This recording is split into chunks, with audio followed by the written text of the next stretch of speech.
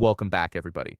Today I'm going to teach you how to embed a forum into your Weebly website. This is a fantastic way to add interactive community features directly to your site, allowing visitors to engage in discussions without leaving your page. Let's walk through this process step by step. First, you'll want to open your browser and head over to Weebly.com. Once you're there, log into your Weebly account using your credentials. After signing in, you'll land on your homepage where you can manage all your websites. Look at the left side menu where you'll see the website option, click on it, and directly underneath you'll find Edit Site, click that to proceed. Now you'll see a list of all the websites associated with your account. Choose the specific website you want to edit by locating it in your list.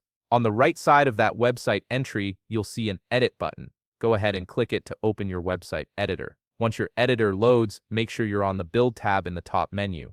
This is where all your design and content tools live, and it's essential for adding new elements to your site. Before we continue, there's one important thing you need to have ready. Make sure you already have the embedded code for your forum. This code is what allows your forum to appear and function within your Weebly site. If you've got that ready, we can move forward with the embedding process. On the left side menu, you'll need to find the embed code element. This is the tool that allows you to insert custom HTML into your Weebly pages. If you're having trouble locating it among all the available elements, simply click on Show All Elements to expand the full list. This will make it much easier to find what you're looking for. Once you've found the embed code element, it's time to add it to your page. Simply click and drag it into the area of your website where you want your forum to appear. When you drop it onto your page, click on the embed code element you just placed. A pop-up menu will appear with customization options. In that pop-up menu, click on Edit Custom HTML. This opens a text box where you can paste your code.